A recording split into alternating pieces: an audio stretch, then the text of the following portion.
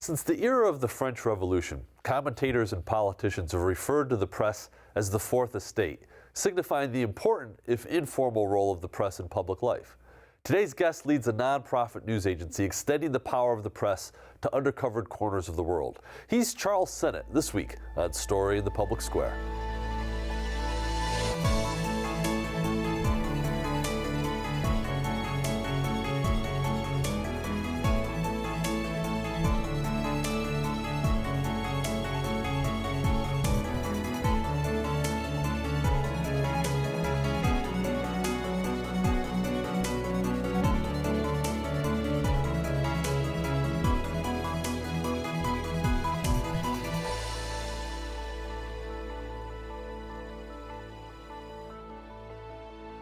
Hello and welcome to Story in the Public Square, where storytelling meets public affairs. I'm Jim Ludis from the Pell Center at Salve Regina University. Alongside me is my friend and co-host G. Wayne Miller of the Providence Journal. Story in the Public Square is an effort to study, celebrate, and tell stories that matter. To do that, we sit down every week with the best storytellers around, authors, journalists, filmmakers, and more, to make sense of the big stories shaping public life in the United States today. To help us this week, we're joined by Charles Sennott, founder, executive director, and editor-in-chief of the Ground Truth Project, a nonprofit news organization that supports a new generation of journalists telling the stories from the undercovered corners of the world. Charlie, thank you so much for being with us. Jim, thanks for having me. So we want to talk to you about the Ground Truth Project, but walk us a little bit through your progression. You're a working journalist. You started local, you went foreign, you're now focusing on some local issues again. Talk to us about that evolution. Sure. So I've always said that for me it began with local news, and I worked like back in the day. That was the journey. You could start off in local, and you'd work your way up to regional, then national, and then foreign, and there was a real trajectory to your career there. So I started off in public radio at WFCR in Amherst. I then went to work at the Bergen Record in New Jersey, and at the Record, covered a lot of stories that were local, but was constantly looking for ways to think of them in a global context and to push the boundary there. So for example, covered Irish immigrants, and then basically talked my editors into saying, we should go do this story in Ireland. There's so many little towns that no longer even have young people who live here. So that's sort of been an MO of mine from really the earliest days, but it was the New York Daily News. I covered cops, I covered courts, and would cover crack cocaine when you had to describe what it was every time you wrote that word, crack cocaine. And really then that led to reporting in Medellin, Colombia. But the biggest example of that local to global journey for me was being at the New York Daily News in 1993 and hearing a loud bang in Lower Manhattan and realizing that there's something going on, because after the bang followed sirens. So I started to just go toward where people were coming from, and people had soot on their face. There was smoke pouring out of the basement of the World Trade Center, out of the parking garage. No one knew what happened. All everyone knew was there was a loud bang, there was a rumbling sound, and there's a lot of smoke. So as I got closer and closer, we began to see that this is pretty extensive. There's hundreds of people injured here. No one, not a single person, thought it was terrorism. It was 1993. It was the first time the World Trade Center was struck. But in those early hours, there was no one on the live reporting scene saying, this is terrorism, which is a stunning fact now, right? So I called my editor back in the days when you used to have to actually call from a payphone, and said, there's something going on here. I'm going to get inside and see what this is. And I did. I got inside, went across the police line, got down towards the scene, saw them when they were stringing some emergency lighting, and there was a 5-story deep crater with cars piled down in it. And I knew it was a bomb. So I called the desk and said, this is a bombing. I had done Medellin, Colombia. I had done Belfast. I knew what a bombing looked like. I didn't need much more than to see how they were responding to this. Quickly, the story emerged that it was indeed a bombing, and it was the first real terrorist strike on American soil in the Middle Eastern context. And so we began a series of reports that, for me, were police reporting. Who would want to take down the World Trade Center? who are these guys? And if you remember, there were a couple of people who were sort of the henchmen around this scene. They were sort of the fall guys in some ways. And one of them was named Mohammed Salame, and he went and got he went to go get the deposit on the Ryder rental truck that had been used in the truck bombing in the basement. Right? After. Yeah. And he went back to get his return, and I was there. And FBI said, you got to get out of here. And there were a couple of us reporters who were around at the time because we knew there was a Ryder rental involved. And sure enough, it was Salome pulling up. FBI just swooped in on him, and he was arrested. That's the first real big break in the case. And so I always think back on this, that I've covered the Middle East now for almost 25 years. I've been assigned there as a foreign correspondent. I've covered wars there. I've been a bureau chief in the Middle East for the Boston Globe. But it really began for me as a cop story, local story, pounding the pavement, going out and getting the story, and it led to this trajectory of looking at that question: who'd want to blow up the World Trade Center for the next 25 years? Let me ask you this question. That's fascinating. That's a fascinating story. But the skills that you develop covering cops and covering crime in a local U.S. newspaper, how does that translate to when you're the bureau chief for the Middle East for the Boston Globe? Great question. I'd say it's a direct connectivity. I had a wonderful city editor named Bill Boyle. And Boyle understood that we were just really good street reporters, myself and a sort of team of a bunch of young reporters who were really eager. We were really like living this story out in the last great newspaper war in America, and it was very competitive. It was the New York Times, it was Newsday, it was the New York Post, it was the New York Daily News, and someone was going to be around and someone wasn't. And it was a time of great competition and camaraderie, and I was so lucky to work with people like Pete Hamill, Jimmy Breslin, Mike McAlery, who was kind of the columnist who was between our generations. But all of those people had one thing in common. They were all police reporters. All of us really, really worked at police reporting. And so, to me, digging the story out on the street, asking the kind of questions you need to do to be resourceful on the street translated perfectly. So when I got deep into that first World Trade Center bombing, Boyle said, you should go over and find out who these guys were. And to me, there's not that much difference. Go to the Middle East. Yeah. When you go to Brooklyn and you try to find out who they are, or you go to Jersey City to find out about the mosque where Sheikh Omar Abdel Rahman, the spiritual leader, was building a community, try to find out their messaging. It wasn't a huge leap of faith for me to get on a plane and go to Cairo and then go into Khartoum in the Sudan, and eventually go to the West Bank, and eventually even go to Pakistan, where the real mastermind, a guy named Ramzi Youssef, was located. But it was all police reporting on a crime, which was an attack of the World Trade Center. And I think, honestly, now 25 years later, and I've covered terrorism all over the world, sadly, since then, I think it is really healthy to think of terrorism as a crime and to think of yourself as a crime reporter going after the story.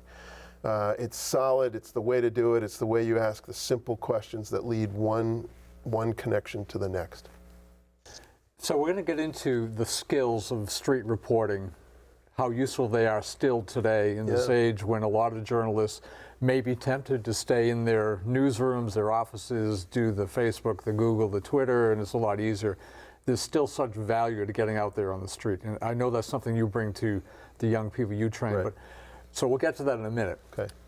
Tell us about ground truth. What was the genesis of that? Sure. That's your current.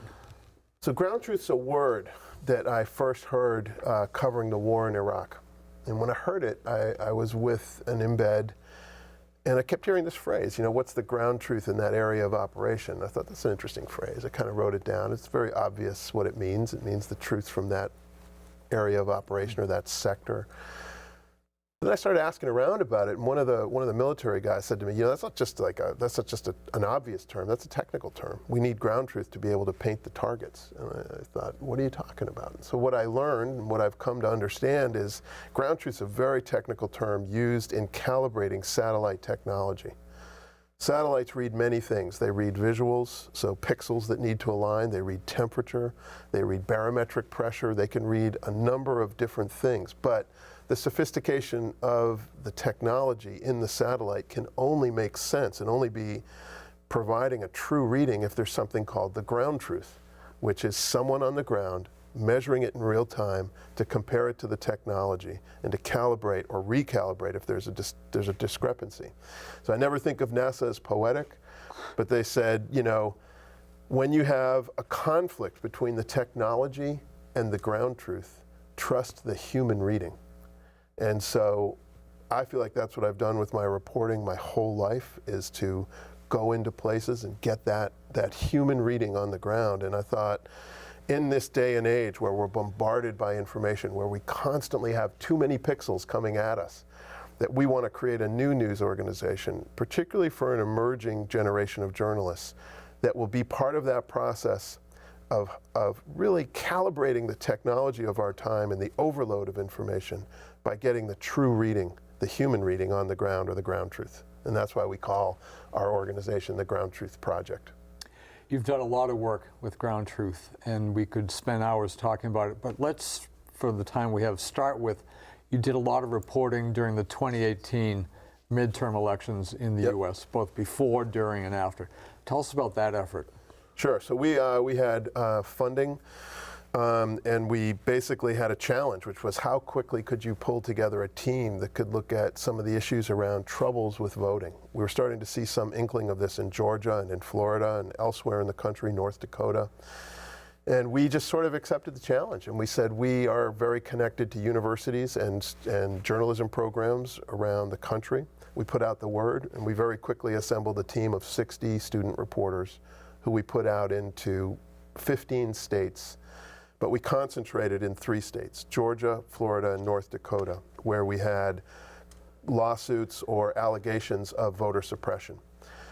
They did fantastic work. They went out, talked to reporters on the line, good old-fashioned shoe leather reporting, seeing what the problems were, keeping an open mind, looking at these issues. And I think if you step back from the 2018 midterms, voter suppression is going to emerge as one of the key issues in 2 very close races, Georgia and Florida. And in Georgia, we're already seeing Stacey Abrams, the Democratic gubernatorial candidate, is already saying she's laying the groundwork for lawsuits to say there was voter suppression. There were attempts here. Going into 2020, I think it's one of the big issues. So we're really hoping to continue that reporting on those issues. So tell me just a second about the logistics of that. You had a team, you said, of 60 people. These were journalism students? Were they recent grads, or who They exactly were journalism students. This was a kind of a sense on our part that we were a little bit on the sidelines on this election. We don't typically cover politics. This was not a big initiative for us, but it was something that we just know we can be very nimble and we can move fast, and we wanted to. I would say it was a pilot in some ways for 2020. We want to build that out with much more purpose and much more planning for 2020. But we did our best in 2018 because we just felt like this is a crucial election. These young student journalists answered the call really quickly, and we're now offering fellowships to a competition for 2 fellowships to them to do more reporting on this leading into 2020. So what are the outlets that are taking your reporting? Are you publishing this? Yeah. Does Ground Truth publish this yourselves, or are you giving it to other? It's a great question. So Ground Truth, we do approximately 30 reporting fellowships a year. Those range between about a month and a year. We tend to want to give people the opportunity to go and do really in-depth reporting. We then partner with our editorial partners to get the work out there so we have broader reach. So we work with PBS Frontline, we work with PRI The World, we work with The Atlantic Magazine, we work with a number of different publications around the digital space to try to really put it out there. And we kind of tailor it depending on who's best for the project. But we like to think that we are ending up reaching very large audiences for the size of our news organization. We only have 12 full-time employees. But through these fellowships and through editing and working as producers, we produce documentary films through Ground Truth Films. We produce our podcast, the Ground Truth Podcast, and we produce mostly immersive multimedia on deep social justice issues in the U.S. and around the world. And what a wonderful experience for these young people. I mean, how formative. I'm thinking again, Yeah, it of is. your early days that you were Well, talking they've done amazing work. So we watch what happens when an emerging generation of journalists are given the opportunity to do the work like we were given. You know, when we came up in this craft, there was more opportunity. I'm very frustrated that there's not enough opportunity for emerging journalists. I see their talents. I see that the pipeline is broken. And Ground Truth was born of trying to find a new way to reestablish that pipeline for talent so that you could go from reporting locally to take on some bigger challenges. And so at Ground Truth, we have it written into our mission statement that we're supporting a new generation of journalists to tell the most important stories in the world and in the U.S. And somewhere in our mission statement it says we also cover divided societies and struggling democracies. And in the summer of 2016, we really began to realize America is among those struggling democracies and divided societies that we should pay more attention to. We'd been in Egypt, we'd been in Myanmar, we'd been in Iraq, we'd been in Afghanistan, we'd been all over the world. But right here in our own country, there were deep divisions. And Steve Waldman, who's the co-founder of Report for America with me, had an idea that he called Report for America in a report that he had written. It was a concept paper, and he and I began talking about what would it take to take that idea and really bring it to fruition, and how Ground Truth is really a good home for that. So we now have launched this new initiative, and we're calling it Report for America, like Teach for America for journalism. We're saying this is a call to public service for young journalists to come forward and to do local reporting as public service in communities that aren't being heard in America. And that is really our newest and in many ways our biggest initiative that's come out of Ground Truth. It's very exciting. Why, so we hear stories about news deserts where there's just been the disappearance of local news outlets. And I can remember, I'm old enough to remember the time when the Huffington Post and the patches were all going to solve all of that through citizen journalism. Right. Why doesn't that model work? Why is something like Report for America necessary? I think the thing about citizen journalism is it jumps over a lot of the great news organizations that do exist, that have great values, great traditions. They have great lessons for younger journalists to learn. What we love about Report for America is this idea that by having a host newsroom, which is what we call them, take a Report for America Corps member, as we call them, Corps as in C-O-R-P-S, like Peace Corps or Marine Corps, and go forward into these communities and really embed in those local news organizations so you can pull in the great knowledge base that comes from the editors and the reporters who've been there and done it for a long time and really know the community. We also have a built-in audience, so you can really be serving the public service of an audience that's yearning for information about its community, particularly where there are news deserts. They're often in states, for example, where the large newspapers or public radio stations might have pulled back their coverage from more rural areas or deeper inner city areas that aren't getting covered. We see Report for America as an opportunity to create a funding formula where those news organizations that exist can go back to, in many cases, those rural beats that they once had. Or if they didn't have them before and the local newspaper out there in the rural community perhaps faded or died, they can actually serve that community and they can be there on the ground to do that. So it's very much a funding formula where we want to work with these local communities. We work with newspapers, public radio stations, digital news organizations. We are totally platform agnostic, as they say, but we're devotional to the communities, and we really want to be there as part of the community service. And so you provide half the funding for the folks in these newsrooms. The other half comes from? That's right. So we'll come with national foundation and individual funding. We'll come in and pay half the salary of the reporter. We ask the news organization to pay 25%, and then we say to the community, you need to raise 25% to support this because it's for your community. So we want buy-in from the news organization, buy-in from the community, and we'll match that. Wow. It's a great model. A wonderful thing. Thanks. So Steve Waldman, who has for years thought about this and in many ways was way ahead of the curve on thinking about local news and the emergence of these news deserts. I think one of the things in his model that is really exciting, and you guys put your finger right on it, is to bring local funders in. Like, that's what's missing. We know we can get national funding We have a good track record from Ground Truth. We can really build Report for America. We can scale this. But what we're hearing from the foundations is we need to find new revenue. We need to find ways to take the funding we get from them and double it. And that's what we're able to do through creating the match with the news organization itself and the community.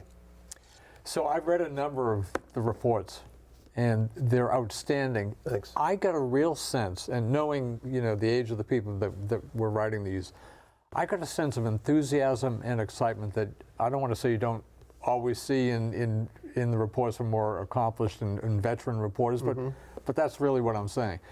Was that a true reading? I mean, I've just got a sense of real thank commitment you for and reading them, and thanks. Passion and wow. And Ground Truth. Yes.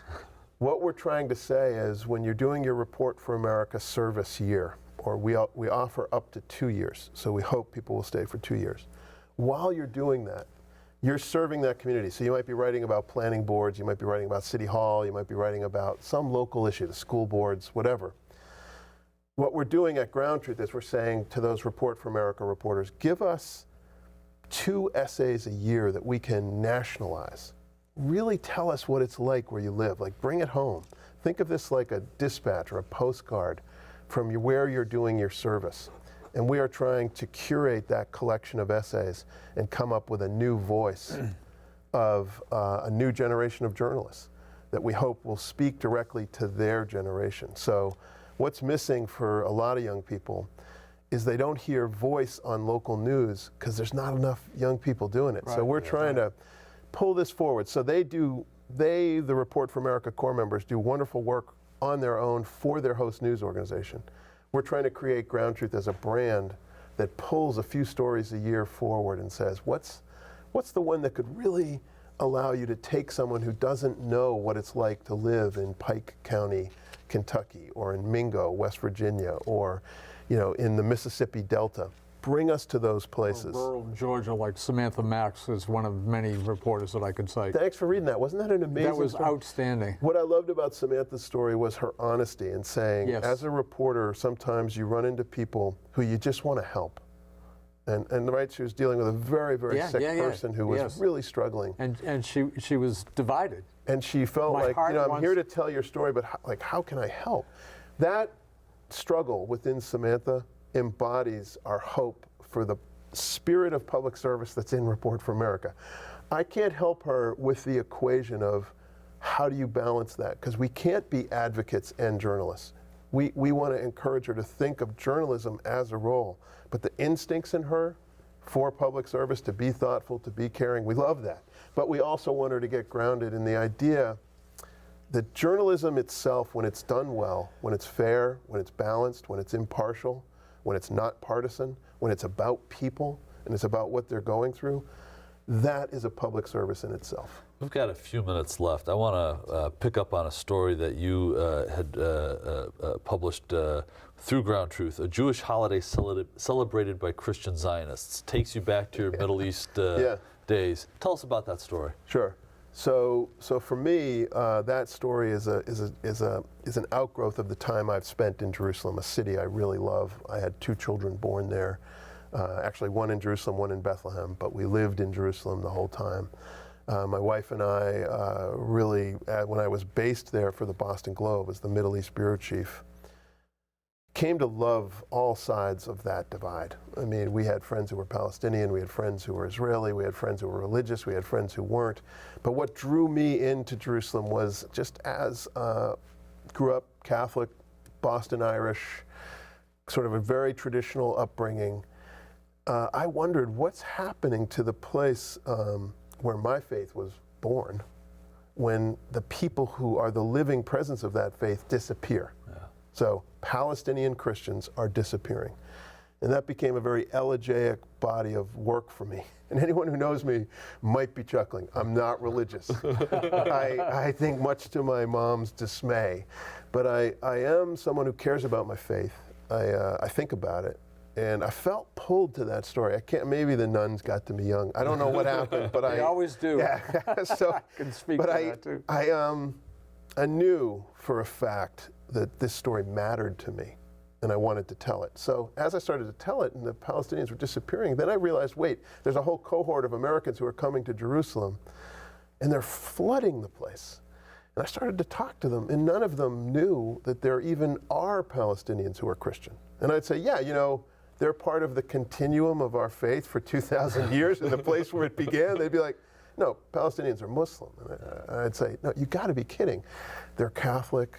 They're from the Anglican Church. They're from the Eastern Orthodox churches. Are you kidding? And I saw this at what was at first ignorance and has become something else, which is even worse, which is an avoidance and in some cases a hostility toward the Arab population that is Christian, because it complicates their narrative where they want to be pro-Israel. And they want to say that there is a theology called the end of days. Yeah. Many people who watch your show might know about this. They may have read the books Left Behind or be evangelical Christians themselves and have heard about this theology, which is from the Bible. And I respect theology, but it's troubling in its end goal, which is to say we need to have Christians come to Jerusalem in support of Israel so that we can have an ingathering of Jews in an apocalyptic vision of the world in which then there will be a great war, and then there will be the second coming as the Christians see it, or from those Israelis who are starting to embrace this, far-right Israelis in the settlements are saying, we'll figure out whether it's the first time or the second time the Messiah came, when he gets here, or I would say when she gets here. Yeah, it's a powerful story to leave it on. We're out of time. Yeah. Charlie, Okay. thank you so much for being with us. He's Thanks. Charlie Sennott, the Ground Truth Project. That's all the time we have this week, but if you want to know more about Story in the Public Square, you can find us on Facebook and Twitter, or visit pellcenter.org. He's Wayne, I'm Jim. We hope you'll join us again next week for more Story in the Public Square.